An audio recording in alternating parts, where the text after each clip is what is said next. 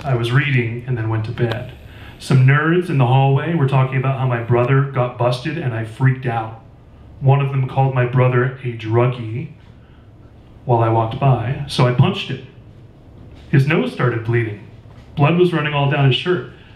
I thought it was kind of awesome. All day I thought I'd get called to the office for that, but I didn't.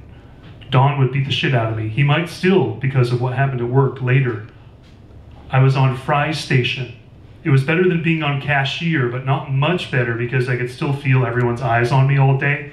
No matter where I go in this town, someone's like, I know her, whether it's because of my mom or her dumb boyfriend or my mother. He fucked up his chance to get out of here, my brother. I shouldn't feel good about it, but I kind of do. Anyway, I was doing Fry's, and everyone who came in who I was because of my stupid brother, and the shift changed, and Gary the perv was there behind me really close, like not touching me, but he might as well have been. I could smell his coffee breath. He walked away, and I was trying to decide what to do, and these kids over by the register started in on me. One of them said, your brother's a loser, really loud, in a fake cough. And I stood and I tried to look busy with French fries, and they were like, hey, we know you can hear us. And I could feel myself starting to cry. How stupid is that? Starting to cry even though I'm kind of glad my dumb brother won't get out of town. I had to bite my lip to keep from crying right there at the fry machine. Then the buzzer went off and I couldn't move.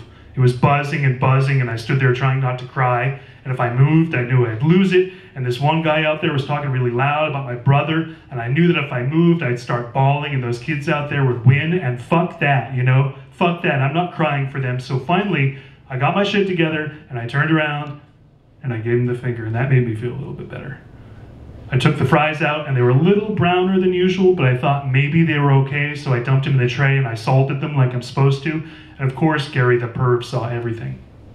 He came over and stood real close like before, and I could smell his coffee breath, and he said, Dixon, these fries cannot be served. I was like, they're fine, they're just a little browner than usual. The crispy ones are the best. He said, they are not fine. We have the highest standards of quality here at the Burger Hut. And I was like, yeah. And the kids out there were still listening. Probably everyone was. And then he said, on top of that, I saw an inappropriate gesture from you. I was like, those kids were calling my brother a loser. I could feel myself starting to cry again, and I started to bite my lip. He said, be that as it may, interacting with the customers in such a manner is completely inappropriate. I was like, you don't understand. He said, there is nothing to understand. You have acted inappropriately. Without thinking loud enough so everyone heard it, I said, what? What do you want? Do you want to see my tits again or something?